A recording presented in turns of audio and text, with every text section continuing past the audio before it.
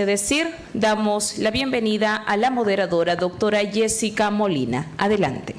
Ok, muchas gracias. Buenas tardes. Vamos a iniciar con las ponencias programadas para el día de hoy, miércoles 27 de noviembre. Vamos a iniciar con la ponencia titulada Dimensionamiento de un sistema fotovoltaico para Estación Experimental Altoandina, a cargo de Miguel Ocharán de la Universidad Nacional San Agustín de Arequipa. Por favor, si puede.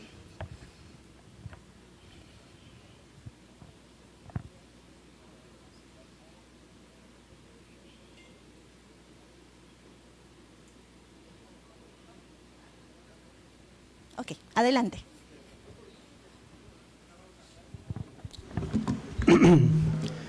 Muy buenas tardes. En primer lugar, voy a tratar de ser rápido y discúlpenme si hablo muy rápido, pero 20 minutos es relativamente poco.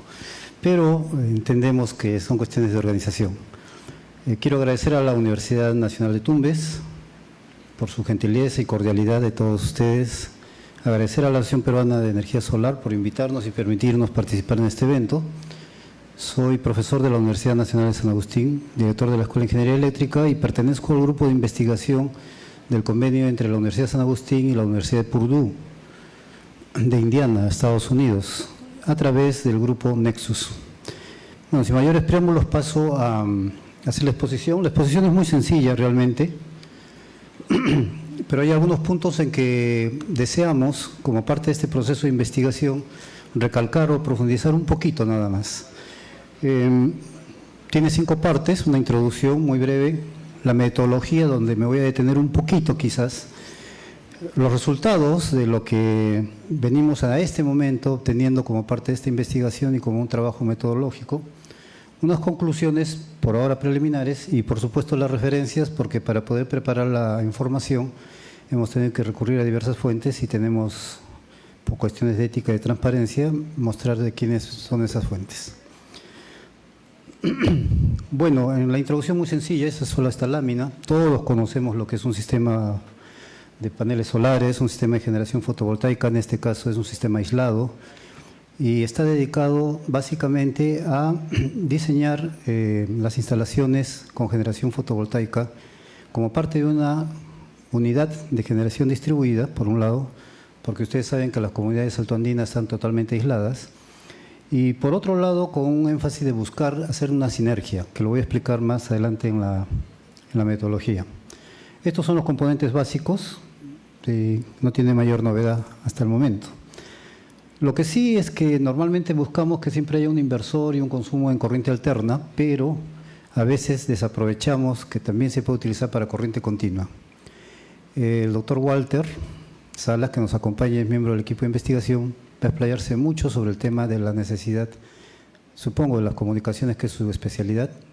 Él fue un inventor en el Arequipa, Perú, y en el país, y ahora actualmente es profesor en la Universidad de Purdue. Bueno, como cualquier proyecto de desarrollo fotovoltaico, necesitamos ubicar el punto donde se va a hacer la generación. En este caso estamos hablando de Perú, Arequipa, Yanaguara, es un distrito de la ciudad de Arequipa. La localización dice CIPSI. CIPSI es el Centro Internacional de Biociencias e Investigación, que queda en Zumbay. Zumbay es un pueblo bastante, a 3 horas de Arequipa aproximadamente, pero está en una zona altoandina a unos 4.000 metros, y alrededor de Zumbay hay varias comunidades que no gozan del servicio eléctrico, ni tampoco de agua potable y menos de comunicaciones.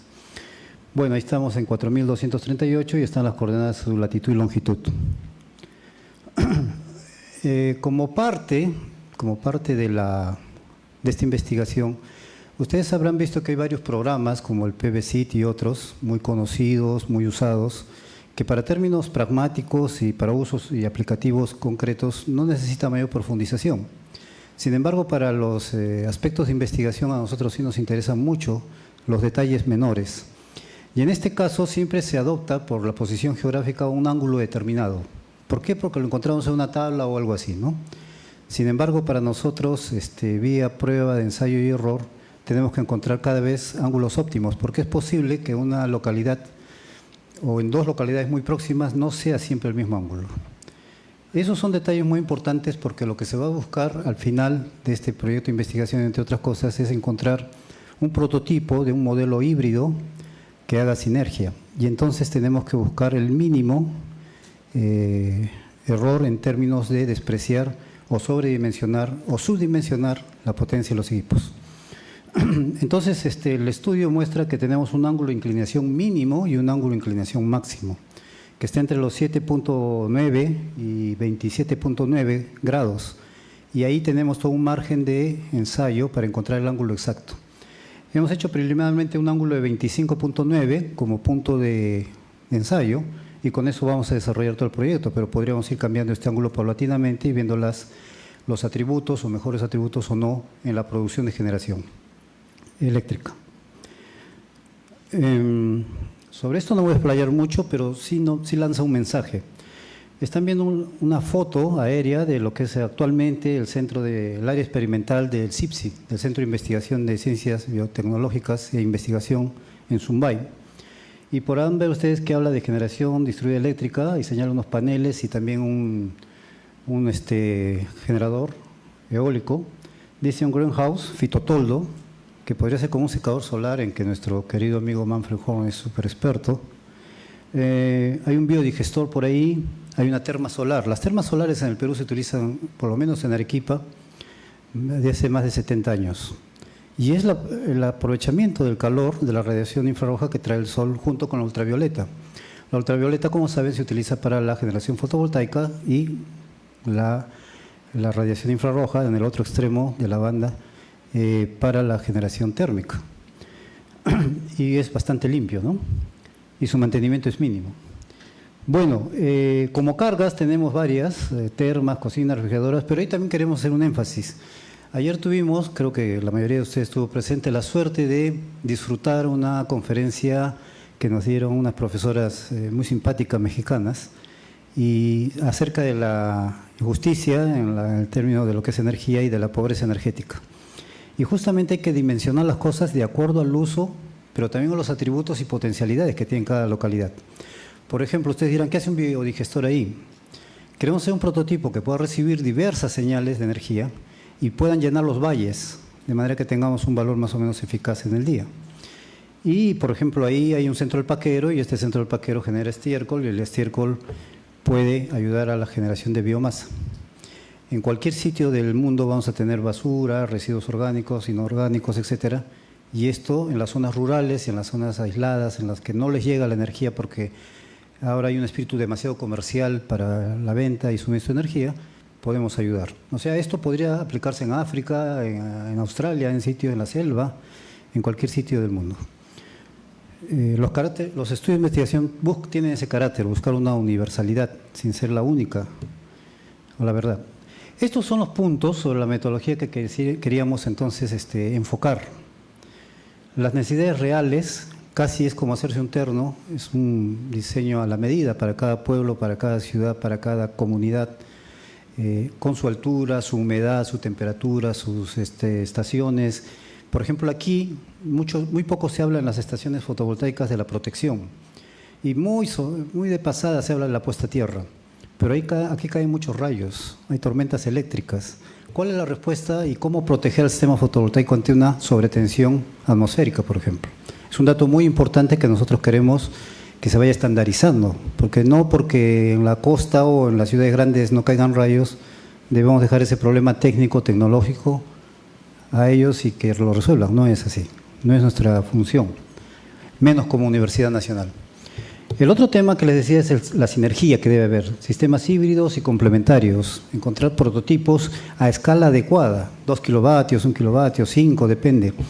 Pero, como verán más abajo, donde dice usos productivos, es que no solamente debemos pensar en ponerle su radio, su televisor, Walter otra vez, Daniel, preocupadísimos por el tema de las comunicaciones, Pedrito Flores, que también nos acompaña acá, que es casi fundador no de LAPES, sino del Sol mismo, por la antigüedad, está viendo el tema de la generación eólica y también térmica solar, donde él es un experto, ¿no? Y bueno, necesitamos añadir todas las ventajas y los atributos que tienen nuestras poblaciones. Por ejemplo, en el caso alto andino, Se ha hablado mucho con la cooperación peruano-alemana de seguridad alimentaria de las cocinas mejoradas. Vimos ayer en la exposición de las amigas mexicanas que, por ejemplo, tienen las cocinas quemando leña, generando humo y matándose prácticamente por asfixia, ¿no? Entonces, niños y damas, ¿no?, que viven en estas zonas. Las cocinas mejoradas son calentadores solares hechos de piedra y acá tenemos en el Perú mucha tradición con las famosas pachamancas, por ejemplo, ¿no?, que en Huancayo hay y son deliciosísimas. Piedras debajo del suelo, muy caliente y cocinó todo muy bien. Esa sabiduría también de nuestras comunidades altoandinas debemos incorporarlas para nosotros. El otro tema está de los calefactores naturales y de los biodigestores siempre se va a producir basura orgánica y no inorgánica.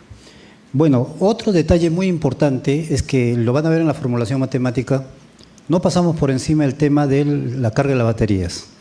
Ya se explicó el día de ayer, también un señor que en la mañana expuso sobre un sistema de control en los inversores con potencia, con frecuencia, y no solo para los arranques de los motores, sino que, por ejemplo, el tema de la carga de las baterías es un punto crucial.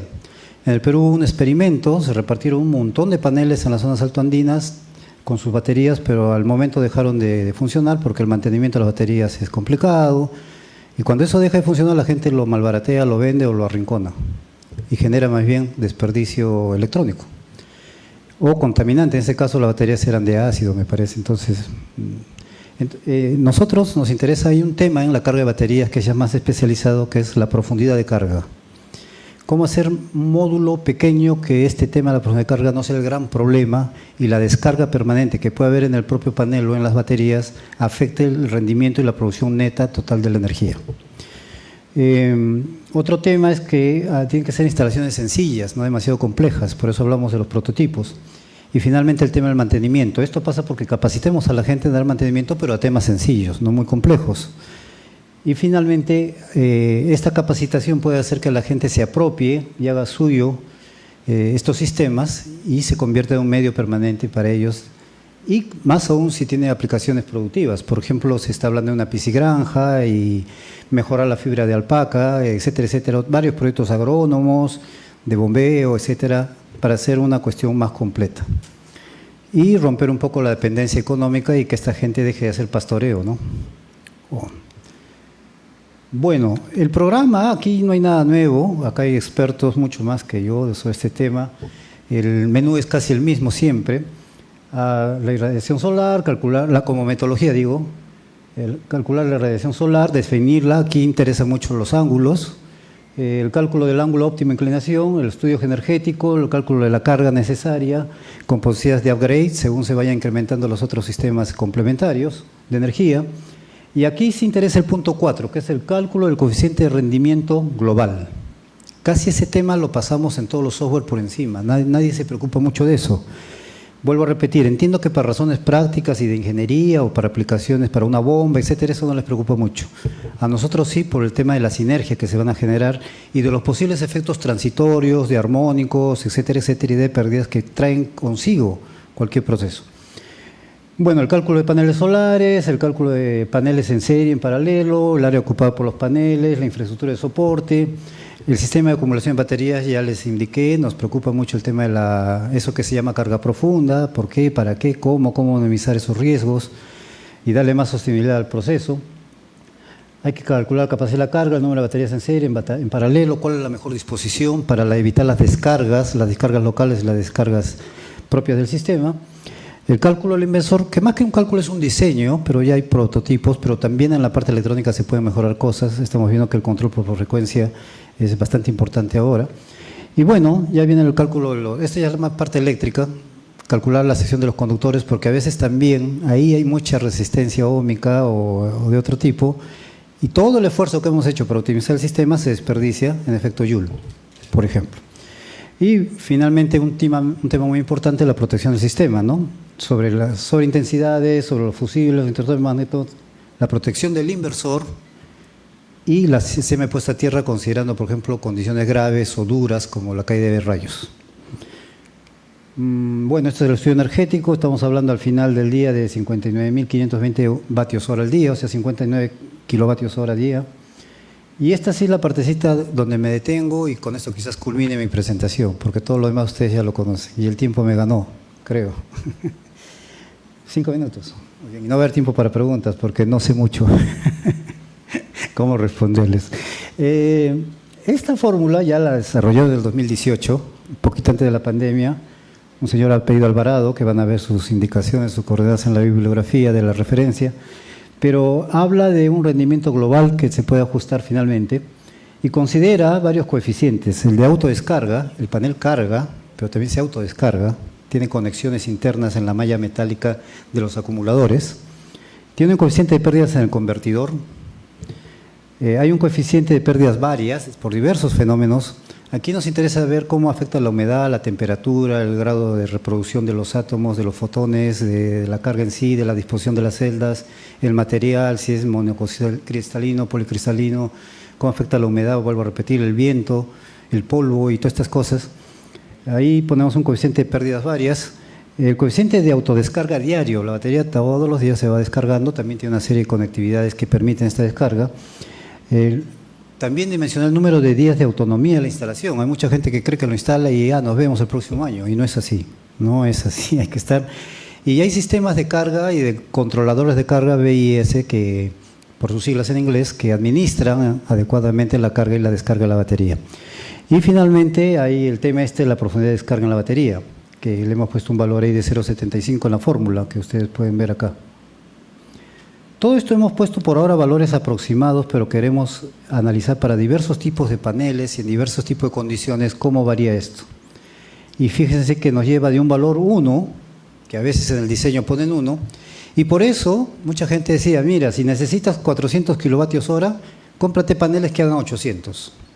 ¿Y por qué el doble? ¿Pero por qué el doble? Bueno, estamos asumiendo un coeficiente de 0,50, perdón. Y hay un sobredimensionamiento que va a incrementar las pérdidas, o un subdimensionamiento en los cables y cosas que generan otro tipo de pérdidas si no las observamos. Visto eso, entonces, ya no es 59.529, sino 99.000. Hay una diferencia notable, como ustedes podrán ver, ¿no? Y este 2, que se asume así tan criollamente, no está así nomás. Tiene un porqué y se puede optimizar esas cosas. Bueno, ya lo demás es una técnica, calcular el número de paneles en serie, en paralelo, ver las conexiones. Por ahí también hay un tema de cómo estudiamos las pérdidas en las mejores disposiciones. ¿Qué interesa más, 4 filas en serie con 6 en paralelo o 6 en serie con 4 en paralelo? ¿Quién nos dice qué es lo mejor? Y eso hay que analizarlo desde el punto de vista holístico para ver el tema pérdidas en conjunto. Bueno, el tipo de conexiones, la sección del conductor que suele dimensionarse y menospreciarse. Si es necesidad pantallar o no, porque tenemos diferentes conductividades según el material del conductor, el tipo de aislamiento. Y bueno, los temas de oxidación en bornes, es típico, por ejemplo, que en un puesta a tierra la oxidación del borne genera una mayor resistencia a veces que el propio pozo. Y bueno, ya viene acá el diseño del regulador de carga, del inversor. Es necesario regular la carga. Y este regulador de carga nosotros vamos a tratar de que tenga muchas entradas para que haya varias señales que producen este tema de la sinergia. Las secciones de los cables, para analizar las pérdidas, los bancos inversores, la alimentación, la protección, la convencional por sobrecorriente y por falla tierra, bueno, estos son nuestros resultados. Ya estoy en la parte de resultados, ahí tienen el cuadro, ¿sí? Y conclusiones. Bueno, hemos tomado un punto, 25.97 como ángulo, un ángulo, pero no como punto, siempre dirigido al norte. Queremos ver si la influencia si es norte estrictamente geográfico o norte magnético, el área de los paneles, etcétera, la potencia de los paneles unitarios, 460 vatios de producción. Y acá estoy, poniendo que se tiene previsto la inserción de otra fuente de energía complementaria en un proceso de sinergia que permita que el sistema permanentemente goce del suministro eléctrico necesario. Finalmente, es un dato muy importante la necesidad de mantenimiento preventivo, sobre todo en los componentes de baterías y de control de onda y de operaciones de la carga electrónica. Bueno, acá tienen las referencias, ahí está el libro de Alvarado, de la Universidad Politécnica de Madrid, entre otros. Y bueno, me hubiera encantado una media hora más, pero muchísimas gracias por el tiempo, el espacio y por su amable gentileza de escucharme. Muchas gracias. Muchas gracias por su presentación. Ya pasaron los 20 minutos, ya no hay tiempo para preguntas. Ok. Listo. Continuando con las ponencias, me parece que estaba programado Ubaldo, pero todavía no ha llegado al auditorio, tampoco Edward Díaz. Entonces vamos a continuar con Lenin Puel. Mientras colocan la presentación, se les recuerda si tienen programada alguna ponencia, por favor pueden acercarse a las personas encargadas, están en la parte de atrás, para que entreguen la presentación. Ok. La ponencia, que aún no la ponen, se titula Optimizar el recurso hídrico de los acuíferos para salvar la agricultura regional de Tumbes con el uso de las energías renovables, a cargo de Lenin Puel, ¿no? Esperamos un momento, por favor.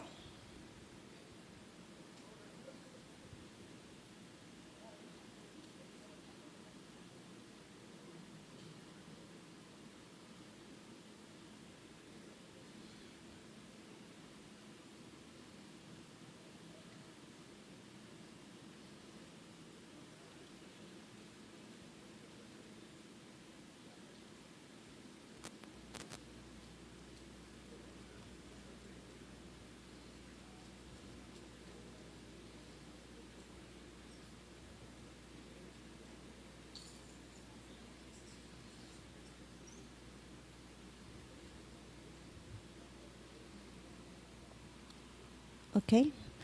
Aplausos para el ponente, por favor. Tiene 20 minutos, puede empezar. Buenas tardes con todos. Mi nombre es Lenin Puel, soy acá de Tumbes. Soy director ejecutivo de una empresa tumbesina que es Futuro Energy, IRL. Hemos tenido la oportunidad de... Es una empresa familiar. Hemos tenido la oportunidad de viajar justamente con mi esposa a capacitarnos para hablar con propiedad y tener más conocimiento sobre sistemas de bombeo solar. Hemos estado en Alemania. Y hoy día quiero comenzar con una... Bueno, todo el mundo sabe que Tumbes tiene un río contaminado con metales pesados. Eso se sabe por siempre, ¿no es cierto? No solamente son de estos años, sino viene la contaminación del río Tumbes desde épocas, desde hace más de 100 años, porque justamente en época incaica también se explotaba el oro en las cuencas de Ecuador, ¿no es cierto? Y a eso también sabemos de que los 13 distritos de Tumbes consumen agua contaminada, porque todos consumimos el agua contaminada del río Tumbes. Muy pocos utilizamos los acuíferos, poquísimos. Tenemos muchos pozos que, valgan verdades, no están ni siquiera energizados. Nosotros ya tenemos experiencia en 4 pozos, 5 pozos que hemos puesto sistemas de bombeo solar completamente exitosos.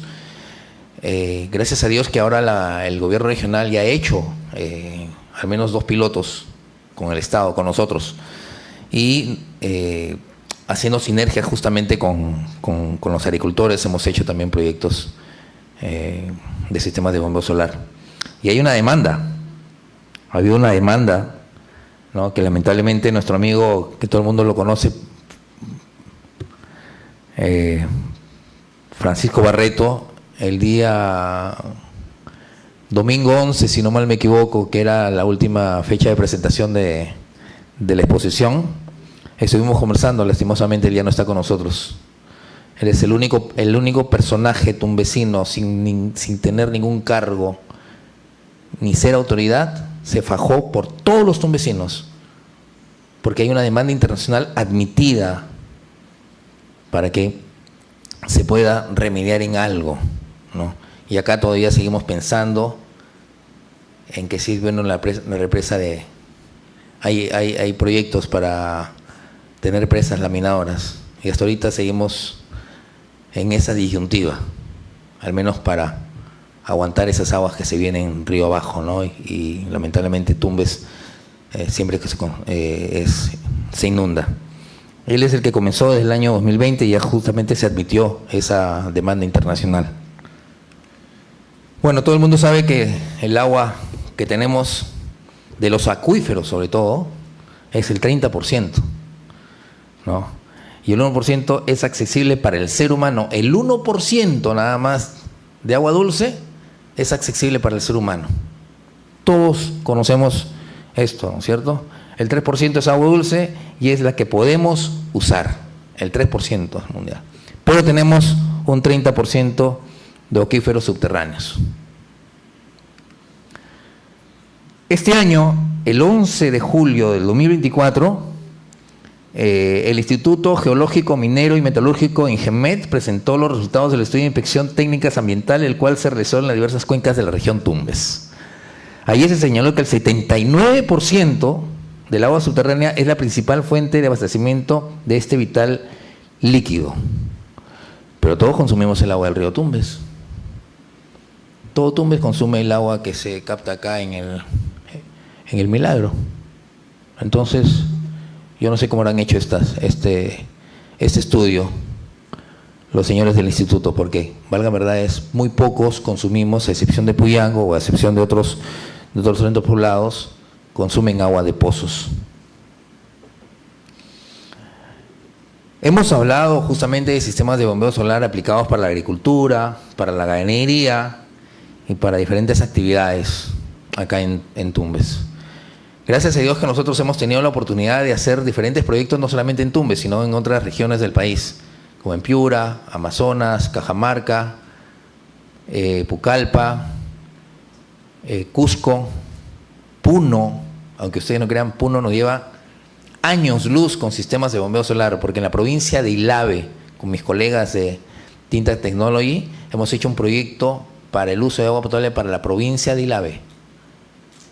1.500 metros cúbicos de agua potable por día para esa provincia. Puno. Bueno, nosotros hemos instalado este sistema, que es una marca conocida, muy conocida, bueno, por eso viajamos, que es Lawrence, que tiene diferentes tipos de integraciones, de trabajos que hemos puesto, ¿no? Control por presión de nivel, presión diferencial, medición de nivel, presión constante, flujo constante, cantidad diaria, control de salida, y ahora los equipos vienen ya de manera híbrida, que se pueden conectar a la red pública o a través de un generador eléctrico. Todos los sistemas que hemos instalado acá en Tumbes, desde el año 2019 no hemos tenido ningún problema en que se hayan malogrado, a excepción de uno que lo hizo Agrorural el año 2019 y que al año, lamentablemente, se malogró. No contrataron, obviamente, a nosotros tuvimos que hacer solamente el estudio. Y a eso viene lo que antecedió el colega sobre la economía circular. ¿No? La economía circular, si el Estado peruano quiere hacer algunos trabajos en diferentes regiones, que tome las empresas de la región, porque esas empresas de la región les va a dar trabajo a técnicos y a profesionales de la región. Esa es la famosa economía circular, para que esa plata se quede acá. Mis técnicos, a ustedes, aunque ustedes no lo crean, han sido capacitados en pandemia por ingenieros alemanes. No son de la universidad, son agricultores, tienen certificación. Y con ellos hemos viajado a todas partes donde nosotros hemos instalado sistemas de bombeo solar. Este es el primer sistema que hemos instalado en Zarumilla, el año 2019, un 11 de enero del año 2019, donde hemos instalado pues 8 paneles solares, una bomba solar Lawrence, ¿no? El cual puede ser manejada a través de un aplicativo que se conecta al celular, lo que profesionales ya conocen estos sistemas, y de esta manera podemos comenzar a mejorar las condiciones agrícolas valga la redundancia, de los agricultores de Tumbes. Ya no más usar el agua del río Tumbes, porque muy pocos productos ya se comienzan a exportar. ¿Por qué? Porque ya tienen metales pesados. Todos tenemos metales pesados, porque casi la mayoría consume el agua del río Tumbes. Y esta es la solución, no hemos descubierto nosotros la pólvora. Esta es una solución que la tenemos a la mano y es completamente viable. La Universidad Nacional de Tumbes tiene su pozo de agua, consumen también esa agua de pozo. Este es el segundo proyecto que lo hicimos en una alianza estratégica con los agricultores de Bigotes el año 2019 también, por el famoso estrés hídrico que tenemos. Hasta el momento no tenemos ningún problema con el sistema. Ellos tenían 1.800 plantones de limón. Ahora han duplicado su producción. Y qué bueno, porque esa es la famosa, como vuelvo a repetir, la famosa economía circular, que debe de abanderar los gobiernos regionales, locales. Estamos terminando un plan de negocios para ampliar su frontera agrícola con 2 sistemas de bombeo más grandes. Este es en la zona de Pampa de Hospital, estamos a 15 minutos de la zona. Hemos hecho nosotros pasantías con diferentes actores de diferentes regiones. Esto es lo último, y agradezco la iniciativa del Gobierno Regional de Tumbes a través de la Gerencia de Desarrollo Económico, dirigida por el ingeniero Víctor Puño, que ya hemos hecho 2 sistemas más. En Aguas Verdes 1 y el otro en Matapalo. De esta manera también estamos aportando y ayudando para que no se siga contaminando los productos agrícolas que Tumbes produce. Este es el otro sector, ¿no? Un sector de Matapalo, que también hemos instalado un sistema de bombeo solar a 35 metros de profundidad, 70 metros cúbicos de agua por día y 8 paneles. En este caso hemos puesto 8 paneles de 450 watts, ¿no? Con la misma tecnología Lorenz, que, valgan verdades, es una empresa que está hace 25 años acá en el mundo y que es líder mundial en bombeo solar. No solamente hemos hecho esto, esta foto donde está en el domo con los paneles, al lado derecho de ustedes, lo bajé de una inteligencia artificial, que es un domo que hemos hecho en la parte de la Sierra de Piura. Esa es una imagen de inteligencia artificial. Los que están a la izquierda son los domos que nosotros hemos construido el año 2021. Esos domos que están a la izquierda justamente es para el cacao blanco en San Juan de Bigotes, en Lalaquí y en Morropón, y nos da gusto que nuestros secadores solares por 3er año consecutivo en San Juan de Bigotes sea el mejor cacao del Perú, justamente con nuestros productos. ¿Por qué le pusimos los paneles solares? Porque pusimos un sistema de iluminación UV para que todos los patógenos, virus, hongos, etcétera, no existan en cómo se llama al momento del secado, y salgan sus productos completamente libres de contaminantes. Y ahora estamos ingresando pues a la energía solar fotovoltaica integrada en edificios. Que hemos comenzado con, bueno, el piloto lo estoy haciendo en mi casa, ¿no? Estamos, Dios mediante, en enero ya instalando los vidrios, los paneles fotovoltaicos translúcidos. Estamos trayendo tejas, ¿no? Para que comencemos por casa y para que sea un piloto del cual nosotros podemos comenzar a hacerlo. Acá Tumbes tenemos sol. Dice Lenin, pero ¿qué pasa si no hay sol? Tú te vas a la playa sin sol y te quemas, ¿no es cierto? Entonces, por esa radiación el panel solar funciona. Nuestros sistemas de bombeo solar con lluvia y nublado trabajan eficientemente y te dan la cantidad de agua que ellos requieren. Estamos en eso, ¿no? Vamos a comenzar a trabajar con empresas privadas, Dios mediante, para de alguna u otra manera comenzar a cambiar por acá. Y eso es lo más importante. Si queremos realmente proteger el medio ambiente, comencemos por casa, ¿no? Y qué mejor, bueno, hacerlo a través de mi hogar para que pueda ser un ejemplo para que puedan ir a visitar y vean de que sí funciona. Yo comencé con este negocio hace 8 años y mi familia tampoco no creía lo que estaba haciendo. Yo me fui a despedir un miércoles y yo viajaba con mi esposa el sábado a Europa. Me quedé por allá un mes estudiando. Y ya están los resultados. Duro, es muy duro trabajar con esta tecnología porque muy pocos creen en la eficiencia de esta tecnología, pero ahí estamos. Qué bueno que ustedes hayan venido. Yo estuve con ustedes en Cajamarca, si no me equivoco, hace 2, 3, 4 años, ¿no? Que donde también en la Universidad Nacional de Cajamarca hicieron este simposio. Llevamos un sistema de bombeo solar y desde ahí estamos con ustedes. Y el agradecimiento, ¿no?, a don Francisco Barreto, que muy pocos tumbesinos lo han conocido, porque él es el pionero, sin ser autoridad, solamente ser un agremiado de un centro federado o de un frente social, donde nos ha demostrado, ya no está con nosotros, ¿no? Y donde esté, creo que nos va a ayudar para que el río Tumbes al menos tengamos esa dicha de ser descontaminado con las presas que podemos hacer en Guanábano, en Higuerón, en Casaderos.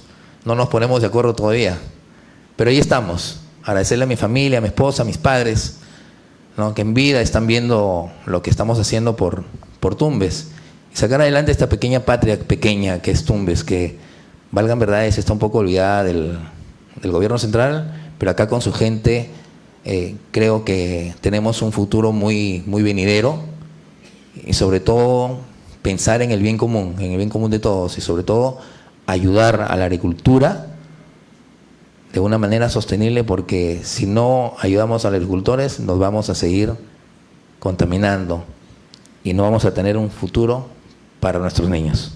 Muchas gracias.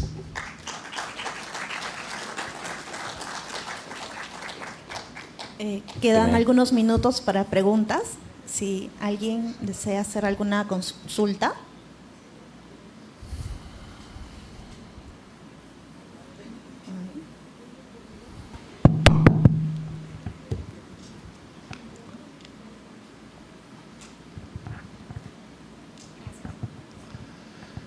Buenas tardes con todos. Hola. Mi pregunta es sobre un proyecto o el sistema que se implementó en el 2019. Como sabemos, cualquier cosa o objeto creado por el ser humano pues tiene fallas. Y quisiera saber cuáles fueron las fallas o los impedimentos que tuvieron al implementar este sistema. En primer lugar, el primer impedimento fue romper la barrera de la ignorancia. Ese es el primer impedimento.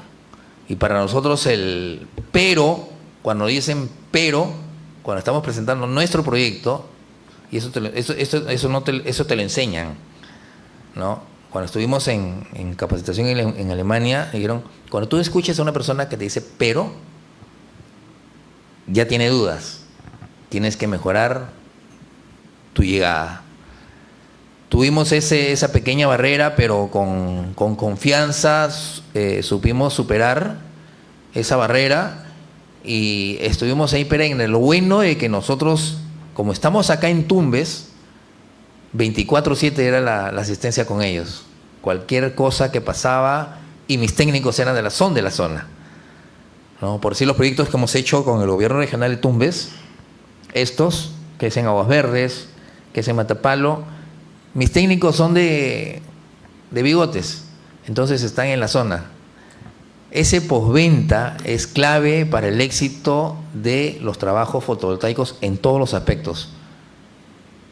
Y eso nosotros estamos aplicando. ¿Por qué? Porque de alguna manera estamos aplicando la economía circular.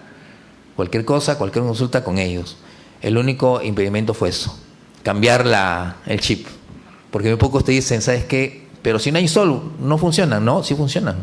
Como te decía, si no hay sol, te vas a la playa, igual te vas a quemar, ¿no es cierto?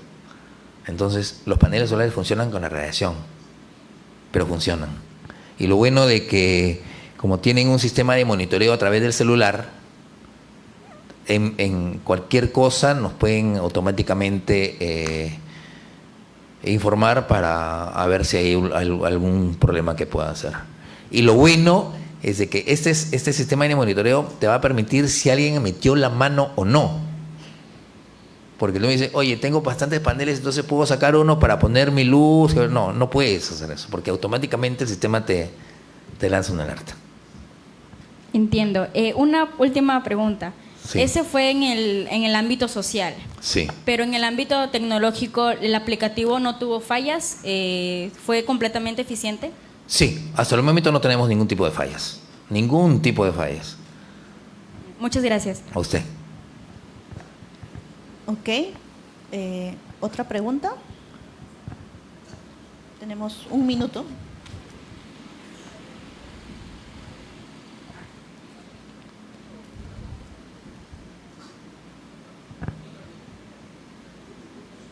Gracias. En principio, para saludar la propuesta, la ponencia de Lenin, nos conocemos hace tiempo. Gracias, profesor. Mi comentario va porque, si bien es cierto, tenemos el agua subterránea, se está usando, pero la forma como se usa, o sea, ¿qué aspecto complementario le podría dar a partir de la generación de energía con la luz solar?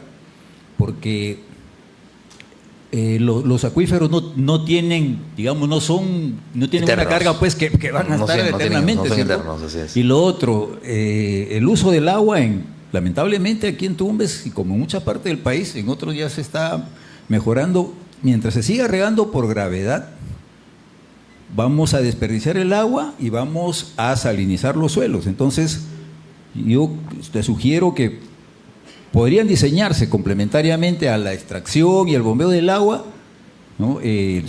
Generar suficiente energía para tener un riego tecnificado que nos permita hacer uso eficiente de ese recurso que es escaso y que es el que está mejor cuidado, porque las aguas superficiales basta que estén una semana y si no las ensuciamos nosotros, lo ensucia la naturaleza. Así es. Y entonces hay que cuidar muchísimo ese recurso, sobre todo en estas condiciones donde estamos. Ojalá aprendamos bien la lección, porque la escasez del recurso hídrico se va a hacer crónica. Así es. ¿Ya? Entonces yo creo que es una propuesta interesante. El éxito de un sistema de bombeo solar está en sus reservorios y sobre todo hacer un estudio agroeconómico. ¿Cuánto realmente necesita la planta en agua? Porque acá, si bien es cierto, tenemos agua y le echamos porque no tenemos un estudio agroeconómico. Chamba para la universidad, chamba para los nuevos agrónomos, que antes de hacer eso se tiene que hacer un buen estudio agroeconómico y obviamente un buen estudio de las fuentes acuíferas para saber cuántos litros por segundo puede botar nuestra reserva y a través de un sistema de riego tecnificado optimicemos el recurso hídrico. Ese es el complemento, definitivamente eso se tiene que dar. Eso se tiene que dar, profesor. Ok, muchas gracias A usted, por muchas su gracias. presentación. Aplausos, por favor. Gracias.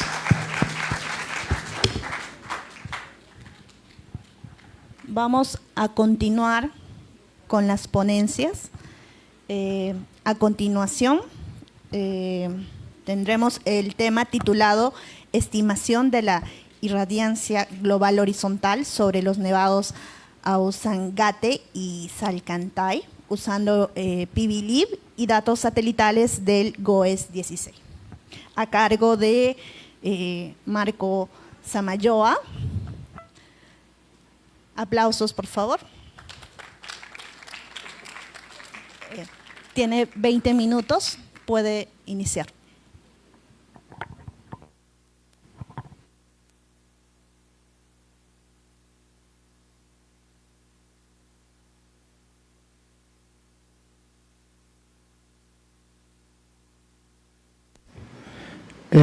Buenas tardes con todos.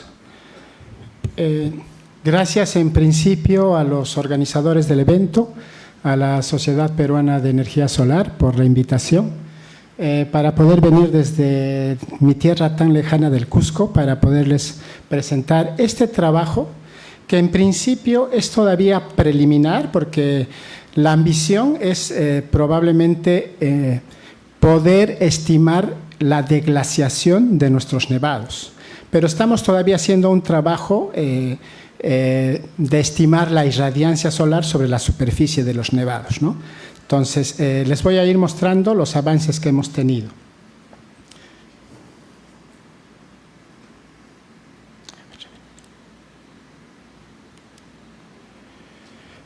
Bueno, como ustedes podrán apreciar, este, por ejemplo, es el nevado de la Usangate. Es uno de nuestros recursos de almacenaje del recurso hídrico en estado sólido, que básicamente pues, se utilizan durante la época de secas en el Cusco, ¿no? Que dura alrededor de 6 meses. Entonces, nosotros, pues en artículos publicados en El País, se ha observado que en un periodo más o menos de 30 años, hemos perdido el 42% de la superficie de los glaciares que hay en el Perú. Entonces, esto ya es un atentado contra la seguridad hídrica, alimentaria y energética del país, en especial de la región, porque, por ejemplo, en el Cusco, nosotros usamos la hidroeléctrica de Machu Picchu, ¿no? Entonces, si nos quedamos sin el recurso agua, pues también nos vamos a quedar sin energía, ¿no? Entonces, en ese sentido se hace importante desarrollar este tipo de trabajos. Por aquí les muestro, por ejemplo, el Cerro Vinicunca, que ahora está digamos, de moda en el sector turismo, porque tenemos visitantes locales, nacionales y extranjeros que vienen a ver la montaña de los 7 colores, ¿no? Este cerro de Vinicunca. Entonces, esta montaña, pues prácticamente hace 14 años no se observaba, o sea, estaba cubierta totalmente de nieve, ¿no? Entonces, esto es una muestra, ¿no?, de que realmente estamos perdiendo la superficie de nuestros nevados.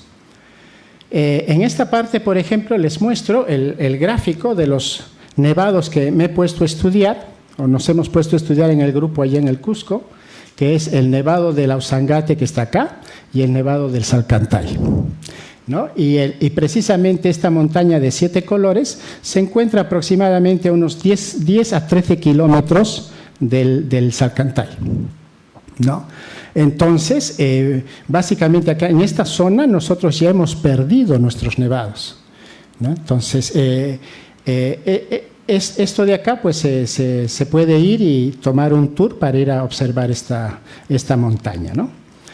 Entonces, nuestro trabajo básicamente consta de tratar de estimar la irradiancia global horizontal, pues a partir primero de simular las irradiancias utilizando la biblioteca del PBLIF en Python, que es una biblioteca gratuita, ¿no? Y a partir de esa estimación y con los datos del satélite GOES, que tiene una resolución de aproximadamente 1 kilómetro cuadrado por cada píxel, entonces nosotros con la profundidad óptica de las nubes y la simulación, pues estamos proponiendo, este es en principio un método en primera aproximación bastante simple para poder calcular o estimar la irradiancia, ¿no? Entonces, yo espero que con los datos que me han proporcionado últimamente de la National Geographic, que ha puesto una instalación en el Ausangate, donde están midiendo la irradiancia global horizontal, entonces podamos nosotros con esos datos experimentales y nuestras estimaciones podamos encontrar un modelo matemático más apropiado para nuestros nevados. Y ahora les voy a mostrar, o sea, por qué es la necesidad de desarrollar nuestros propios modelos matemáticos. Entonces, bueno, felizmente el satélite GOES pues, nos da los datos de forma gratuita, ¿no? Entonces, si alguien quiere utilizar estos datos satelitales, pues esta es la página del AIRS, ¿no?, de la NOAA, y uno en esta página pues puede solicitar los datos de los días que quiera analizar, ¿no?, que quiere estudiar. Pues en este trabajo nosotros hemos trabajado con datos de 2 años. del 2020 y del 2021. Esto significa desde el 1 de enero hasta el 31 de diciembre. Entonces tenemos 2 años de datos satelitales con los cuales hemos hecho este trabajo, ¿no? Estas, por ejemplo, son las imágenes de la profundidad óptica de las nubes en todo el disco terrestre, ¿no? Que es observado por el satélite, ¿ya? Entonces, obviamente, esta imagen no es en el visible. Es una imagen que nos da información de cuán gruesas son las nubes, ¿no? Lo que se conoce como profundidad óptica de nubes, ¿ya? Y entonces, estas imágenes no se encuentran en formato de texto, sino se encuentran en un formato que se conoce como NetCDF4, y que obviamente hay una biblioteca en Python que nos facilita para poder leer esa información, ¿no? Entonces, básicamente lo que nosotros necesitamos para leer la información de esta imagen es pues tener las coordenadas geográficas de los lugares que nosotros estamos interesados en estudiar. Entonces, acá tienen, por ejemplo, las longitudes y latitudes de los nevados y las alturas pues, a las cuales se encuentran, ¿no? Entonces, el nevado de Lausangate pues, es el nevado más alto de nuestra región. ¿Qué es lo que hace la profundidad óptica de la nube? Básicamente, ¿no es cierto?, lo que hace es reduce, ¿no? O sea, las nubes, dependiendo del grosor de la nube, obviamente se va a reducir la energía que se transmite a través de la nube hasta que llegue a la superficie terrestre, ¿no? Y entonces esto presenta un decaimiento exponencial. Entonces, con esta información, nosotros lo que hacemos básicamente es, para poder obtener la irradiancia global horizontal estimada, nosotros primero calculamos lo que denominamos la irradiancia normal directa estimada, que está dada básicamente por esta ecuación, ¿no? Entonces, para poder calcular esta irradiancia directa estimada, hacemos uso de la irradiancia directa bajo condiciones de cielo claro. En verdad, las simulaciones que se hacen para calcular o estimar la irradiancia solar se hacen para condiciones de cielo claro, es decir, que no esté nublado, ¿no? Entonces, esta es la irradiancia para un cielo totalmente despejado. Entonces, nosotros estamos incluyendo acá la presencia de las nubes y con eso, obviamente, la irradiancia directa estimada, que sería la que llega a la superficie terrestre. Entonces, con eso, pues nosotros podemos calcular esta irradiancia global estimada. Esta es una simulación, por ejemplo, acá solamente he puesto por el tiempo, solamente un año, este es de Lausangate, desde el 1 de enero hasta el 31 de diciembre, ¿no? A lo largo del año, ¿no? Entonces, los tiempos para los cuales se ha simulado tienen que coincidir exactamente con los tiempos en que el satélite ha medido la presencia de las nubes en ese instante, ¿no? Entonces, para esos instantes calculamos la irradiancia y, como pueden ver, a lo largo de estos datos de un año, pues la irradiancia acá aparentemente está cercano a los 1.600 watts por metro cuadrado, ¿no? Por lo cual, como les digo, nosotros tenemos que desarrollar modelos que sean más adecuados, porque si recordarán, la constante solar tiene un valor de 1.361.1 watts por metro cuadrado. Y como la órbita de la Tierra alrededor del Sol es elíptica, entonces hay una variación de más o menos 60 watts por metro cuadrado. Eso significa que la radiación fuera de la atmósfera terrestre debería estar más o menos en unos 1420, 1430. Pero esta simulación pues nos da cerca de los 1600, entonces el modelo no está bien seguramente. Entonces ahí es donde nosotros queremos meternos a estudiar para proponer un modelo que se adecue más a nuestra realidad, ¿no? Entonces, esta es la variación, por ejemplo, a lo largo del año. Y como se ve, pues en esta zona que más o menos corresponde al mes de junio, ¿no? Al solsticio de invierno, obviamente la irradiancia solar disminuye. Estas de acá son las simulaciones, por ejemplo, para el Ausangate, solamente para mostrarles y comparar, para un día en verano, el 2 de febrero, y para un día de invierno, ¿no? El 11 de junio, ¿no? Entonces, como se puede observar, la irradiancia global acá, la irradiancia global, pues sí, está realmente cercano a los 1600, pero en invierno, pues básicamente llega más o menos a los 1100, ¿no? Entonces, cualitativamente sí hay una respuesta pues aceptable en los modelos de simulación. También para mostrar, como por acá vienen a veces estudiantes, entonces creí importante mostrarles cómo es el recorrido del Sol, por ejemplo, a lo largo de un día, ¿no? Entonces, durante el verano, el cénit básicamente baja casi y se pone sobre la perpendicular a la superficie. Entonces, estamos en verano, el Sol llega a una posición más alta y obviamente las temperaturas son mayores. En cambio, en el invierno, el Sol prácticamente pasa rasante a la superficie, llegando más o menos a unos 35 grados. Entonces, el Sol pasa rasante y obviamente son días más fríos. En este gráfico, pues les estoy mostrando solamente para el Ausangate, para los 2 años, ¿no es cierto? Para todo el 2020 y el 2021, los datos satelitales, ¿no es cierto?, que se han medido desde el 1 de enero hasta el 31 de diciembre, ¿no?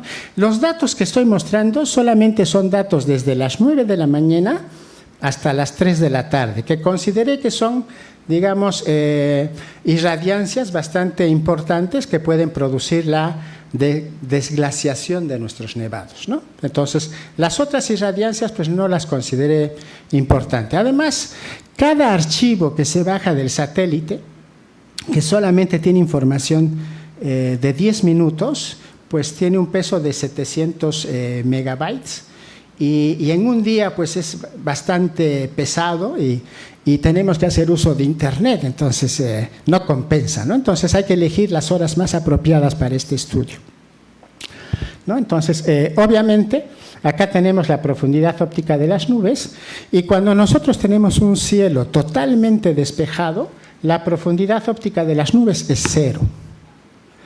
Y se pueden considerar hasta nubes delgadas aproximadamente a una profundidad óptica de 3, ¿no? Entonces, y por encima de 3, pues son nubes gruesas, ¿no? Entonces, como pueden observar, pues en nuestros nevados obviamente hay una presencia de nubes gruesas. Pero bueno, ahí no se puede observar muy bien la información, ¿no? Así que entonces, este sería para el Salcantay, ¿no? De igual manera para los 2 años de datos. Y entonces lo que nosotros hacemos pues es básicamente mostrar la distribución de los datos, ¿no es cierto?, del grosor de las nubes en función de la profundidad óptica, ¿no? Entonces, esto de acá es el grosor, la profundidad óptica de las nubes, que lo hemos puesto de 0 a 5 cot, de 5 a 10 cot, etcétera, ¿ya? Y por ser, digamos, datos experimentales tomados por el satélite, vamos a suponer que todas la profundidad óptica de las nubes que tengan menor a 5, ¿no es cierto?, las vamos a considerar como si fueran nubes relativamente delgadas, ¿ya? Y aquellas que tienen un cot mayor a 5 serían nubes gruesas. Entonces, si comparamos, por ejemplo, acá solamente tengo la comparación para un año, pero ocurre lo mismo para el 2020. Si comparamos las nubes presentes en el Ausangate con el Salcantay, pues observamos que en el Ausangate hay mayor cantidad de nubes delgadas. ¿Eso qué significa? Que la irradiancia que llega a la superficie del Ausangate es mayor que en el Salcantay, lo que involucraría que hay una mayor probabilidad de desglaciación del Ausangate que del Salcantay, ¿no? Entonces, acá las nubes, por ejemplo, acá son gruesas, ¿no?, por lo general. Acá les muestro un diagrama de cajas, ¿no es cierto?, para los 2 años, ¿no? Estos de acá son para el Ausangate y estos de acá son para el Salcantay, ¿no? Entonces, como ustedes verán, en promedio, pues esta es la media de la profundidad óptica de las nubes, la media en Ausangate es menor que la del Salcantay, ¿no? Entonces, indicándonos precisamente lo que observamos en los gráficos anteriores, ¿no? Entonces, que las nubes en el Salcantay son mucho más gruesas que en el Ausangate, ¿no? Y este de acá ya vendría a ser el resumen, ¿no es cierto?, donde tenemos ya la irradiancia estimada que nosotros con nuestra primera aproximación hemos realizado para estos dos nevados, por ejemplo, para este año, ¿no?, para el 2021. Y como ustedes podrán observar, pues realmente en el Ausangate, pues las irradiancias son mucho más altas que en el Salcantay, ¿no? Entonces, en el Salcantay, por ejemplo, ustedes pueden observar que acá hay irradiancias más altas, que normalmente están en los meses de mayo, junio, julio, que normalmente es época de secas, de heladas en el Cusco, y donde el cielo está básicamente despejado. Entonces, lógicamente, si tenemos un cielo despejado, tendremos, irradiancias mucho más altas, ¿no? Entonces, esto también, o sea, se observa, ¿no? Pero en el Ausangate es mayor la cantidad de irradiancia que llega a la superficie, ¿no? Entonces, en esta parte, por ejemplo, estamos mostrando el número de cuentas que tenemos de la irradiancia acá en función de la irradiancia estimada por watts por metro cuadrado. Entonces, ¿qué significa? Que de acá a acá tenemos de 0 a 100 watts por metro cuadrado, ¿no es cierto?, de todos los datos que tenemos, ¿ya? Este es para el 2021, ¿no? Y entonces ustedes pues podrán observar, ¿no es cierto?, de que en el Salcantay, por lo general, nubes, o sea, irradiancias bajas, ¿no es cierto?, bueno, de 0 a 100 hay pocas, pero normalmente la irradiancia está entre 100 y 300, ¿no? Entonces, una media más o menos de 150 watts por metro cuadrado sería el promedio de la irradiancia que llega en el Salcantay, ¿no? Pero, por ejemplo, en el Ausangate, las irradiancias son mayores, ¿no? O sea, llega poca cantidad seguramente, pero hay irradiancias bastante altas, ¿no? De 400, 500 hasta 600 que son apreciables, ¿no? Entonces, y este gráfico de acá, pues les estoy mostrando, por ejemplo, este es la simulada para un cielo totalmente despejado y con la presencia de nubes, esta sería nuestra irradiancia estimada, ¿no? Obviamente considerando la presencia de las nubes gruesas que el satélite ha medido, ¿ya? Esto es, por ejemplo, para el 2 de febrero del 2021, ¿no? Mostrando acá a lo largo del día cómo varía la irradiancia estimada, más o menos entre las 9 y las 3 de la tarde, pues este es simplemente para mostrarles que hay una correlación inversa, ¿no? Cuando la profundidad óptica de las nubes es baja, obviamente la irradiancia que llega a la superficie es mayor, ¿no? Entonces, además, esto yo ya lo he verificado en un artículo que ya publiqué anteriormente el año pasado, donde hicimos la correlación que existía entre la irradiancia experimental con datos de la profundidad óptica también experimental, ¿no? Y precisamente pues lo mismo, ¿no? El mismo comportamiento, ¿no? Entonces, finalmente, entonces, con este trabajo que es preliminar, como les digo, es bastante ambicioso porque tiene un trabajo que tenemos que seguir desarrollando, ¿no? Entonces hemos podido realmente ver cómo influyen las nubes, ¿no?, sobre la irradiancia global horizontal. Como les decía, los valores de la irradiancia global horizontal simulada por la biblioteca del PBLIF supera en bastante la constante solar, por lo que es importante pues revisar estos modelos, ¿no? Entonces,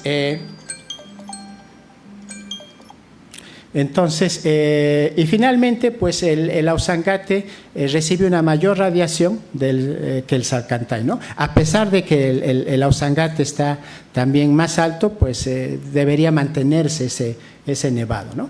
Entonces, bueno, básicamente nosotros quisiéramos contar con instalaciones, ¿no?, de investigación. Espero que en nuestra universidad realmente nos den el apoyo para continuar este tipo de trabajos, ¿no? Entonces, nuevamente agradeciendo a a la Sociedad Peruana de Energía Solar y a la Universidad de Tumbes por haberme permitido realizar esta presentación.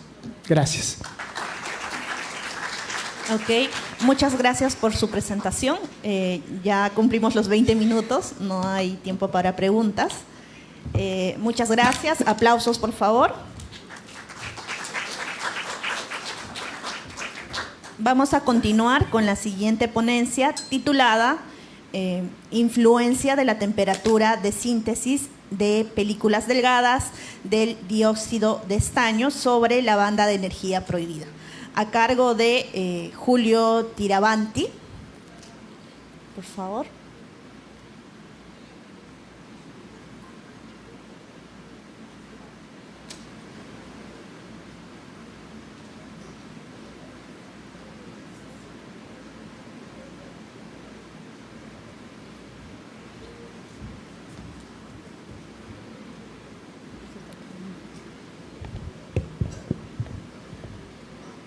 Okay. Un momento, tienen que conectar la batería de la computadora, por favor.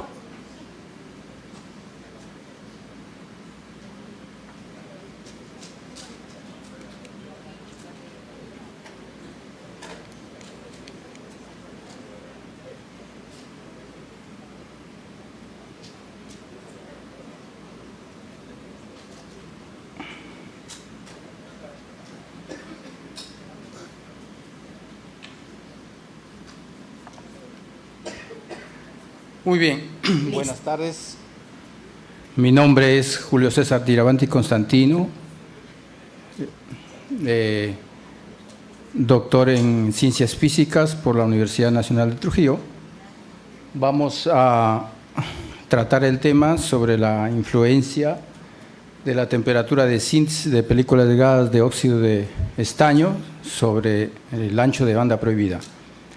De antemano le agradezco a los organizadores del simposio de energía solar y a la Universidad Nacional de Tumbes por esta acogida, ¿no?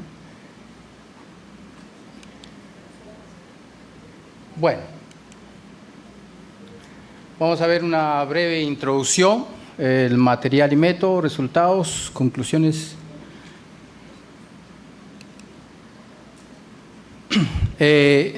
Toda la región norte, es decir, Tumbes, Piura, tiene esa bondad de tener, pues, en promedio unas 8 horas de sol, ¿no? En promedio, algunos meses menos, otros más. Y entonces tenemos un potencial que puede ser aprovechado si es que trabajamos con paneles solares, aprovechando esta energía.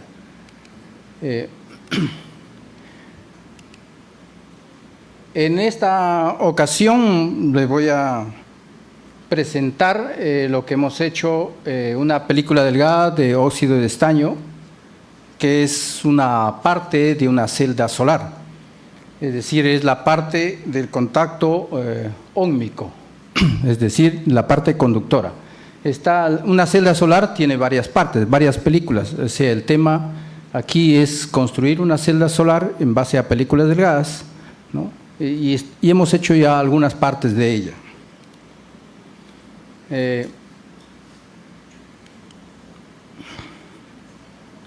Entonces, como podemos observar ahí en la imagen de la izquierda, tenemos el vidrio por donde sería que ingresa la luz del sol, luego la película conductora, luego otra película que se llama tipo ventana, que es del sulfuro de cadmio, y una última película que es la película absorbente, que es la de teluro de cadmio, y finalmente los contactos óhmicos. Pues para hacer películas delgadas semiconductoras existen varias técnicas, varios métodos. Uno de esos métodos puede ser por depósito por baño químico, puede ser por spray pirólisis, puede ser por alto vacío. Cada una tiene unas ciertas características y también ventajas y desventajas. La película que se le desarrolló aquí es por spray pirólisis. Es una técnica, pues, de bajo costo, ¿no? Y tiene unas ventajas que se puede producir con bajo riesgo y con bajo costo. La banda prohibida, que es un estrecho de energía, los que han estudiado teoría de bandas o sólidos, pues podemos entender nítidamente que entonces que ese ancho, a medida que disminuye, entonces puede pasar un electrón de la banda de valencia a la banda conducción y produciendo una recombinación de portadores de carga. Para eso se necesita pues la mayor transmitancia posible, ¿no? Es decir, por las capas iniciales, que es decir, del mismo vidrio, luego la capa conductora, la capa ventana y para que llegue al absorbente. Bueno, brevemente, aquí la técnica se realizó por spray pirólisis, el equipo es el de la izquierda, ahí tenemos el equipo de spray pirólisis, es un equipo diseñado en la Universidad Nacional de Trujillo, a partir del 2012 y ha permitido producir pues innumerables películas de diferente tipo. Bueno, las dos imágenes a la izquierda permiten producir la solución para que se produzca la película, ¿no? Por esta técnica llamada spray pirólisis o síntesis pirolítica en castellano. Bueno, tenemos ahí algunos detalles de la masa, la cantidad característica que debemos de tener para lograr una deposición de cierto espesor con unas ciertas características. Se produjo una síntesis a diferentes temperaturas, que es la que evaluamos. Están entre 340, 360, 380 y 400 grados Celsius. No voy a ahondar más en la parte técnica aquí sobre la deposición, es decir, la velocidad del fluido, la presión, etcétera, ¿no?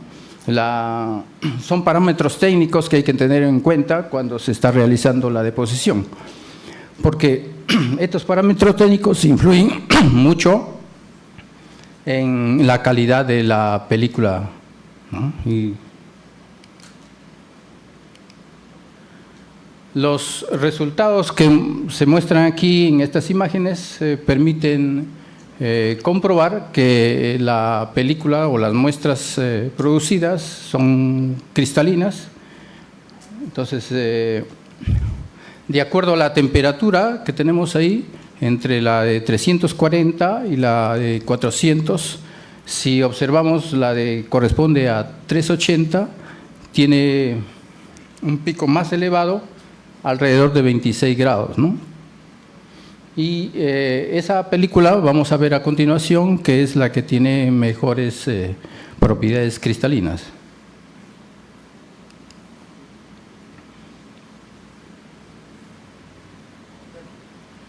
También se ha comprobado ahí por otra técnica, ¿no? Por espectroscopía, sobre el contenido de las películas. Es decir, aquí aparece lo que contiene el vidrio y las sustancias que estamos produciendo, es decir, el óxido de estaño, ¿no?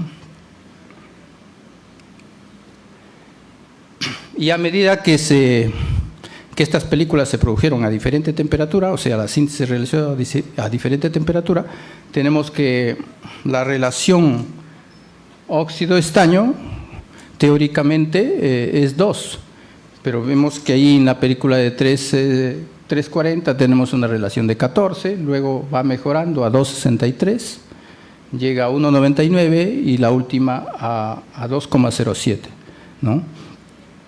Esta es una parte química, ¿no? Pero lo hicimos para comprobar cómo iba variando esta relación estequiométrica.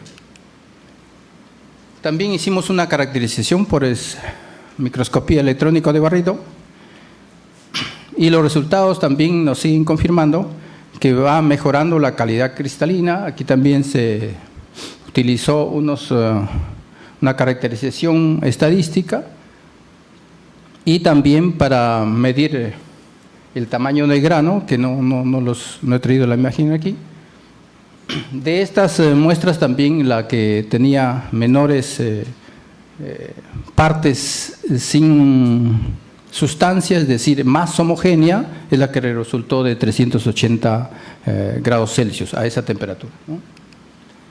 Y finalmente tenemos nosotros el objetivo que queríamos llegar.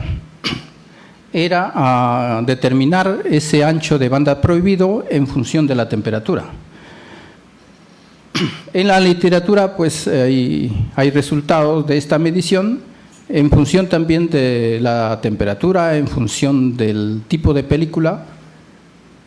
Aquí se puede observar que nos dio aproximadamente dos resultados, ¿no? Para las dos muestras primeras, o sea, de 340 y 360, nos dio 368 electronvoltios, y para la de 380 y 400 grados, 363 electronvoltios.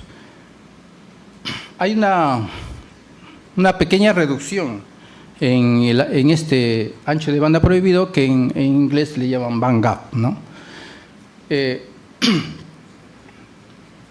Pero esa pequeña variación en el ancho de banda prohibido permite, pues, que más electrones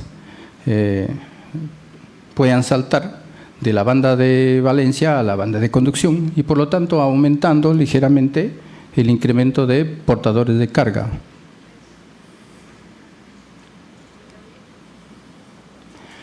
Muy bien.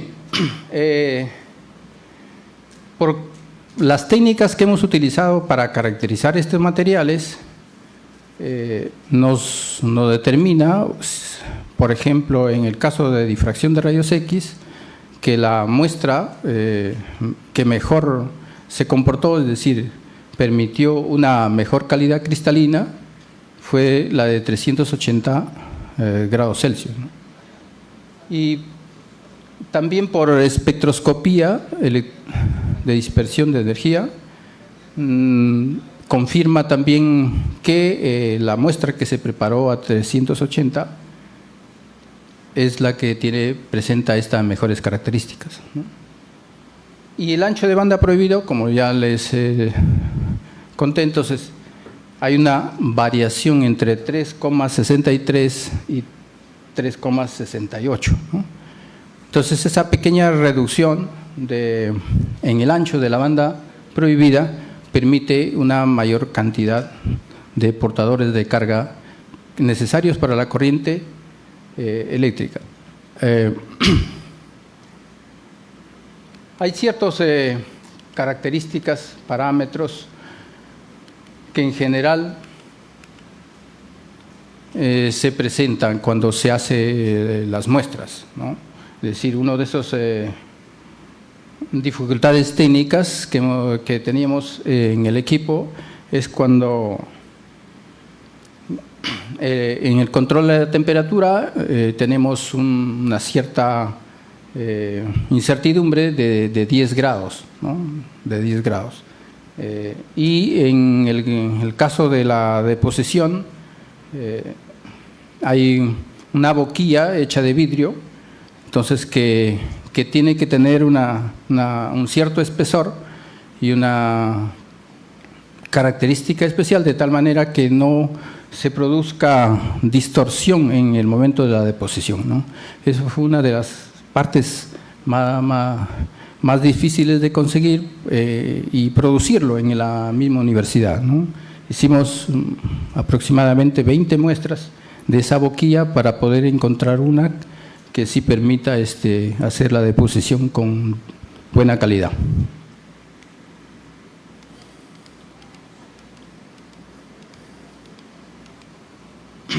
Muy bien, gracias. Gracias por su atención.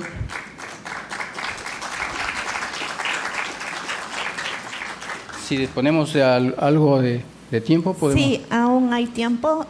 ¿Alguien desea hacer alguna pregunta? Ese ancho de banda energético, ¿tú lo puedes cambiar? Gracias por la presentación. El ancho de banda energético, creo que te salió de 3.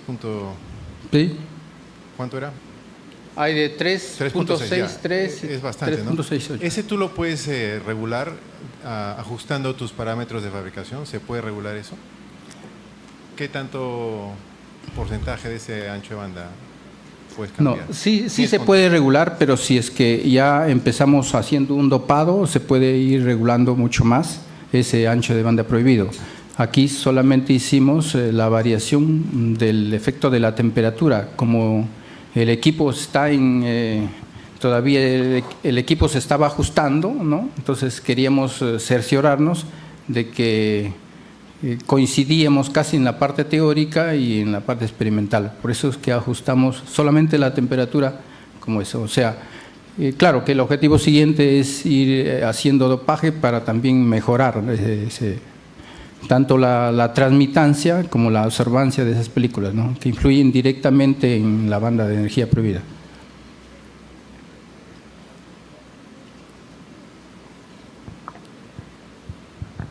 Bueno, gracias por la presentación. Una consulta. Ustedes, aparte del óxido de estaño, ¿qué otros materiales están sintetizando? ¿Podrías comentar, por favor? Bueno, al inicio les decía que quien habla ha trabajado también con sulfuro de cadmio, pero por otra técnica. Esta técnica es por deposición de baño químico, ¿no? Es decir, ese fue un trabajo anterior. Yo primero hice la deposición por baño químico, o sea, la capa ventana de una celda solar. Es una técnica sencilla también. Necesita un equipo de baño María. Los reaccionantes, es decir, los elementos que tiene el azufre y el cadmio, bajo ciertas condiciones y cierta molaridad, entonces lo hacemos reaccionar y bajo agitación constante, ¿no?, de un agitador magnético con pastilla, y colocamos la muestra dentro del recipiente y donde está la solución agitándose, y controlamos también el tiempo de deposición. Entonces, el tiempo de deposición me permite tener el espesor de la muestra, es decir, si quiero más gruesas o mucho más delgadas, entonces va a depender directamente del tiempo. Y claro que depende de la concentración, ¿no? Eso fue un trabajo anterior que hicimos, y luego ya hice un trabajo posterior donde ya junté la otra película del sulfuro de estaño más la de sulfuro de cadmio, y también le hicimos análisis, ¿no? Pero esos resultados no los tengo acá. Ok, tenemos tiempo para más preguntas.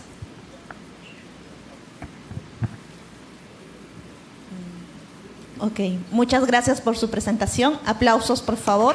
Gracias.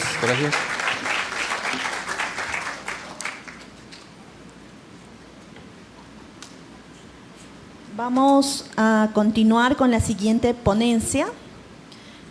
Vamos a adelantar la ponencia del día viernes de un expositor, mientras ponen la presentación. El título de la presentación es Microredes modulares para mejorar la resiliencia en comunidades remotas, a cargo de Walter León, de la Universidad de Purdue, si no me equivoco. Ok. Tiene 20 minutos, puede iniciar su presentación. Muchas gracias, y agradezco a la organización del evento por haber movido mi presentación. Originalmente estaba agendada para el viernes a las 4:30, y mi vuelo salía a las 2 de la tarde, así que le pedí muy gentilmente el profesor César Rivas Plata me permitió presentar ahora en la tarde. Mi nombre es Walter León, Daniel León Salas. He puesto aquí todos los nombres de los autores que contribuyeron a este artículo para hacer mención, pero yo soy Daniel, Walter Daniel. Yo vengo de la Universidad de Purdue los otros autores son de la Universidad Nacional de San Agustín de Arequipa. Y quería resaltar esta doble institucionalidad de que vemos aquí en los autores, porque esto es producto de un acuerdo de investigación entre la UNSA, San Agustín de Arequipa, y la Universidad de Purdue, que ya data de varios años hacia atrás. Todo empezó en el 2018, cuando se firmó un acuerdo de cooperación científica y tecnológica entre la UNSA, San Agustín de Arequipa, y la Universidad de Purdue en Estados Unidos, en Indiana.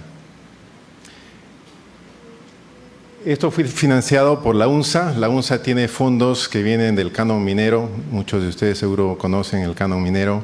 Hay un porcentaje por ley que tiene que ser destinada a investigación académica.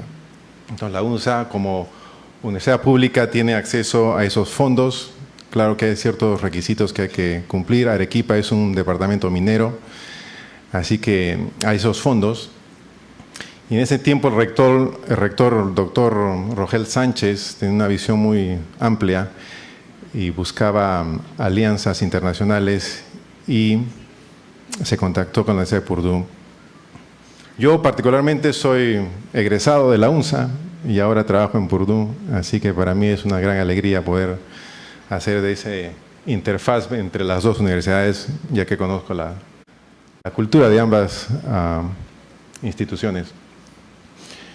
Entonces esto vino del canon minero y la idea aquí era que Arequipa, si usted conoce Arequipa, es una región agrícola, pero también minera. Hay muchas minas, mucha agricultura.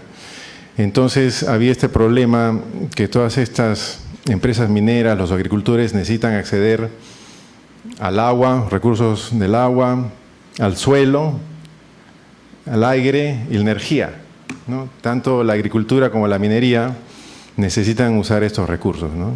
Entonces la agricultura necesita el agua, la minería también necesita el agua, el suelo se contaminan unos a otros. Y entonces empieza el conflicto, ¿no?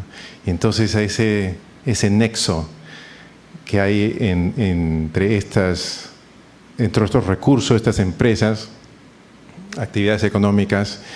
Entonces le llamamos a este instituto Nexus. Nexus es la palabra en latín que significa nexo, donde se juntan todas estas problemáticas. Y entonces de ahí viene el nombre de Instituto Nexus. A lo largo de los años hemos tenido distintas fases. Se empezó la fase 1, obviamente, 1 y 2, y ahora estamos en la fase 3. Ahí podemos ver, por ejemplo, el grupo de investigadores tanto de la UNSA como de Purdue. Este es en el campus de la Universidad de Purdue. Cada verano en Estados Unidos es en agosto, junio, julio. Se hicieron talleres y venían los profesores de la UNSA y algunos alumnos a capacitarse, ¿no? Y ahora la UNSA tiene los mismos laboratorios que tiene la Universidad de Purdue. A través de este convenio se lograron implementar laboratorios con los mismos instrumentos, ¿no? La Universidad de Purdue, donde estoy, es una universidad pública que está en el estado de Indiana, en Estados Unidos. Se especializa en lo que es ingeniería, agricultura y ciencias, ¿no? Es la especialidad de la universidad. Es muy competitiva, le gustan las patentes, ¿no? Está rankeada número 3 en patentes. Y la idea es trasladar el descubrimiento científico que se hace en los laboratorios, que no se quede en publicaciones, ¿no? Publicaciones, muy bien, lo leen algunos expertos, pero que ese conocimiento que se pase a la economía, ¿no? Al sector privado, a las startups, empresas, que se pueda trasladar ese conocimiento en actividad económica. Y bueno, aquí un poquito más de la Universidad de Purdue.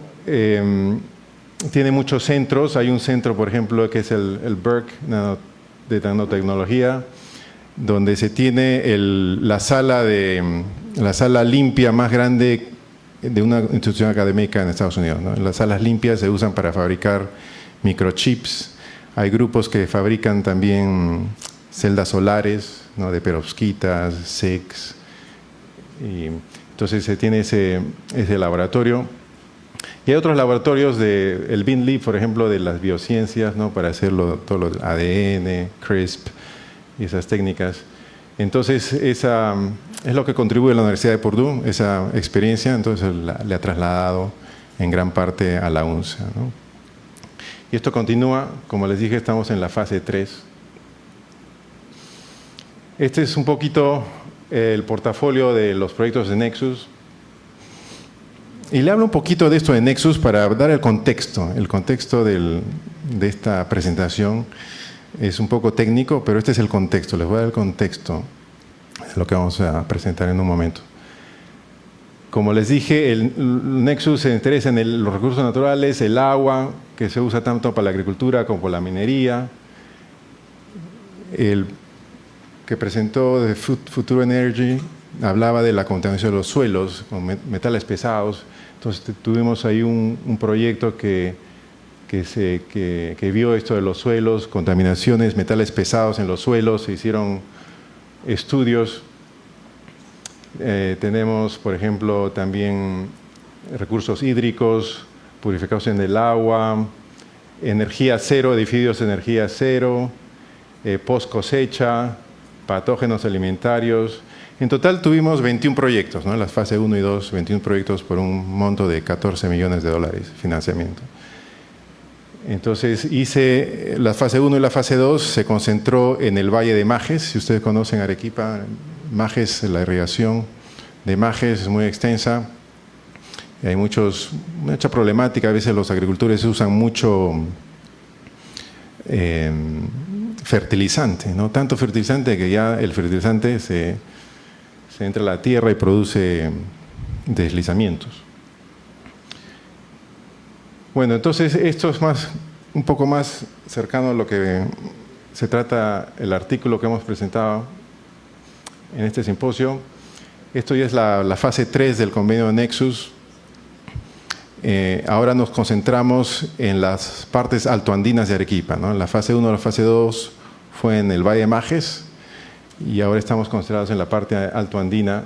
Si ustedes conocen Arequipa o han visitado, seguramente han visitado el Cañón del Colca, ¿no? Van muchos turistas nacionales y extranjeros, ¿no? Y si ustedes parten de Arequipa, ciudad de Arequipa, camino al Cañón del Colca, toman una carretera, más o menos a mitad de camino está la localidad de Zumbay, ¿no? Que Zumbay es un pueblito fantasma, está abandonado. Antes había una estación de tren ahí, todavía existe y el pueblito ya está abandonado, ¿no? Alguien por ahí ha estado. Entonces es Zumbay.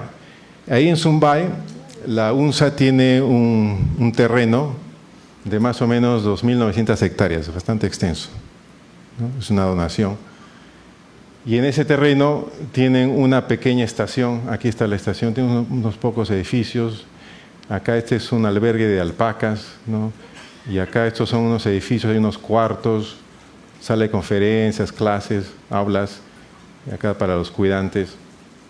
Entonces esta estación, y es remota, es tan remota que no llega el celular, ¿no? Los cuidantes, por ejemplo, cuando quieren llamar a Arequipa, tienen que subirse un cerro. Se suben un cerro es Claro, suben el otro cerro es Movistar, ¿no? Totalmente descomunicados, ¿no? Entonces, no pueden comunicarse con Arequipa viendo nos falta gas, ¿no? Nos falta queroseno, no pueden comunicarse, ¿no? Entonces, otra problemática. Bueno, la UNSA tiene una visión para esta estación, quiere convertirla, quiere elevarla. Quiere que sea una parada para los turistas.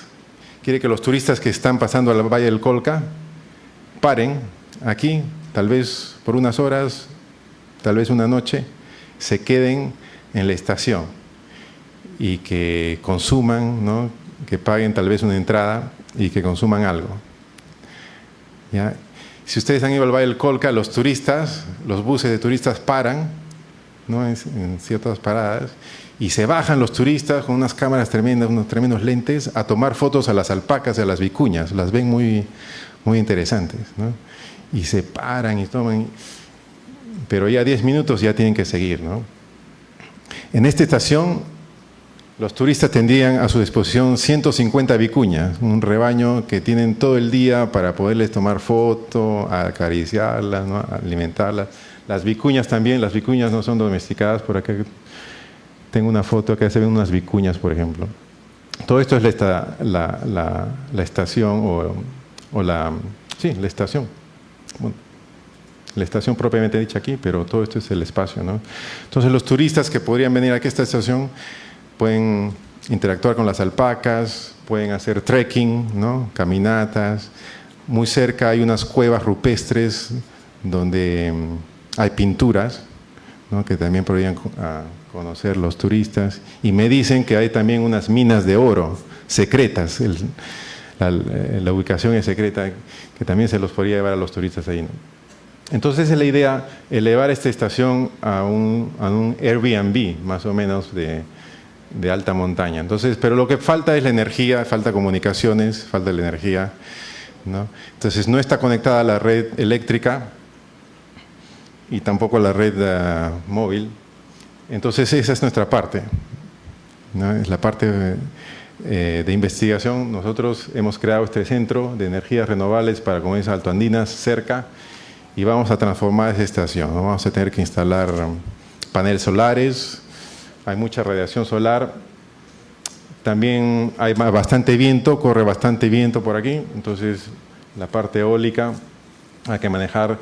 Ahora la UNSA quiere que esto sea autosustentable, ¿no? Y acá hay unas piscinas, unas piscigranjas, acá se están cultivando truchas, pero hay una problemática, las truchas están flaquitas, no engordan. ¿Por qué? Es que el agua está contaminada, el agua está muy fría, entonces hemos instalado sensores para monitorear qué realmente está pasando con las truchas, ¿no? Porque la idea es que el turista venga y consuma la trucha y pague, ¿no? Y deje ahí un porcentaje. Entonces hay bastantes cosas interesantes. Ya se tienen solo 4 paneles solares, pero la idea es poner muchos más, como presentó mi colega Miguel Ocharán, donde se hizo el cálculo, ¿no? De cuántos paneles se necesitan. Y bueno, la idea es añadir todo esto, ¿no? Paneles solares, aerogeneradores, un fitotoldo, un greenhouse, como se conoce en inglés, donde se puedan cultivar hortalizas, ¿no? Tomates, zanahorias, para que los turistas nuevamente consuman lo que se cultiva ahí localmente, ¿no? Y el biochar, el biocarbono, les comentaba de los suelos contaminados con metales pesados, ¿no? Bueno, sí se puede medir, pero ¿qué se hace para remediar? Entonces existe el biocarbono, que se lo pone en el suelo y ese biocarbono absorbe los metales pesados y ya no entran a las plantas, ¿no? Por ejemplo, entonces hay todas estas soluciones. Hay también un proyecto de las alpacas, ¿no? Mejoramiento genético de alpacas, lo está manejando otro colega, ¿no? Y la idea es tener alpacas mejoradas genéticamente, pero también se las tiene que monitorear, ¿no? Con un GPS, y que se va a conectar a una red inalámbrica que va a monitorear tanto el fitotoldo con sus sensores y los sensores que se van a poner en las celdas solares, en las baterías, para monitorear cuánta energía se está produciendo y consumiendo. Bueno, entonces ese es un poco el contexto de los trabajos que hemos traído a este simposio, para que tengan una mejor idea. Ahora, el trabajo en particular que iba a presentar, el título está en inglés, bueno, porque así lo escribimos en inglés. El autor principal es mi colega Lu, ¿no? Si bajamos, vamos a la primera diapositiva. Mi colega Shannon Lu, él es el experto en energías renovables, electrónica de potencia. Mi especialidad es en electrónica, telecomunicaciones. Entonces, él no ha podido venir, desafortunadamente, así que yo voy a presentar su trabajo. Una cosa más que me olvidé mencionar, esta estación ya la hemos conectado a internet por medio de Starlink, tiene su antena. Por primera vez en la historia la estación ahora está conectada a la internet y hemos puesto ya sensores, hemos puesto una estación meteorológica y eso se conecta al internet por medio del Starlink y lo podemos bajar los datos desde la UNSA o desde Purdue. Bueno, la idea aquí es, como ven, tenemos generación distribuida, tenemos paneles aquí, aerogeneradores por acá, por allá, y es una red distribuida, ¿no? Los recursos de generación están distribuidos, las cargas también están distribuidas, ¿no? Hay cargas aquí, aquí y aquí, ¿no? Entonces es una microred, ¿no? Es una microred pero distribuida. Entonces aquí sucede un problema. ¿Cómo es que balanceamos las cargas con las fuentes de energía, ¿no? Ese es un problema. ¿Lo conectamos todo junto o ponemos estos recursos separados a su propia batería, o estos separados con su propia batería, o podemos una sola batería para todo? Entonces ahí viene la pregunta, ¿no? De la investigación. Me quedan 4 minutos. Entonces esta es la idea de este trabajo, ¿no? Entonces lo que se llaman los DERs, los recursos energéticos distribuidos, en inglés es el DER, ¿no? Y el problema aquí es la estabilidad, ¿no? Siempre que se tiene control de voltaje, de corriente, de frecuencia, hay un lazo de alimentación cerrado, ¿no? Entonces es la posibilidad que haya inestabilidad. Entonces el problema aquí es la inestabilidad. Entonces lo que se presentó es un controlador que es estable aun cuando existe esta microred distribuida, ¿no? Este controlador se ha simulado en software, en MATLAB y Simscape, en Simulink, ¿no? Y lo que se va a presentar son los resultados de la simulación. Más o menos, para que tengan en cuenta lo que se va a simular, se tiene esta microred que tiene, por ejemplo, un panel, una batería, una carga, panel y así, ¿no? Y está conectados al mismo bus. Y acá se conecta a la red eléctrica, ¿no? Entonces, se tienen los recursos distribuidos, ¿no? Los recursos y las cargas. Y, por ejemplo, aquí se muestra en este diagrama de 2 dimensiones la región donde esta parte de la microred sería estable, ¿no? Es la región en rojo. Y la región en verde es la región donde puede trabajar, ¿no? PA1 y PA2 serían las potencias de estos 2 elementos, ¿no? PA1, por ejemplo, sería la potencia que genera el panel solar, es siempre positiva. PA2 es la potencia de la batería, que puede ser positiva o negativa cuando se carga o se descarga. Entonces, estamos interesados en esta región. Igualmente, en este segmento también tiene sus regiones de operación, ¿no? Totalmente negativas, negativa para la carga, PV2, y positiva para el panel solar, ¿no? Y hay una región donde es estable, ¿no? Entonces, esta microred, ¿no? Tiene cargas y generación y se puede configurar. Estas son las ecuaciones del controlador. Acá están los detalles. Si hay alguna pregunta, creo que regresamos porque ya me está ganando el tiempo. Pero la idea es que se pasa de topología 1, 2, 3, 4. En esta simulación consideramos estos casos. Aquí está conectada a la red, pero digamos hay una falla en un momento, se abre, se desconecta la red, y ahora estas cargas L tienen que ser suministradas por estos recursos energéticos renovables, 1, 2, 3, que pueden ser fotovoltaicos, eólicas o batería. Entonces la pregunta es cómo este controlador tiene que hacer ese switch, ese cambio entre estar conectado a la red y ahora desconectarse de la red, alguna falla, y esto tiene que encargarse, ¿no? Entonces cada uno de estos recursos energéticos tiene su inversor, que no está mostrado acá en la figura, tiene su inversor, y ese inversor, cada inversor corre un algoritmo de control, ¿ya? Que es lo que le mostré en la parte anterior. Entonces, me pasé un poquito de los 20 minutos, pero estas son las gráficas, los resultados de esta simulación. Se ve que el controlador sí es capaz de mantenerse estable. Al comienzo en T1 es cuando se desconecta de la red, y ahí vimos un pico en la frecuencia, pero se recupera. Y acá vimos cómo los recursos 1, 2, 3 son capaces de alimentar la carga 1 y el 4, 5 la segunda carga, y también el voltaje se mantiene estable, ¿no? Me ganó el tiempo un poco, pero gracias por su atención. Estas son las conclusiones. No sé si hay tiempo para preguntas, esta es la última presentación, pero tengo entendido que hay también otros eventos. Así que muchas gracias por su atención. Okay, muchas gracias. Bueno, tenemos tiempo para una pregunta, si alguien desea hacer alguna consulta.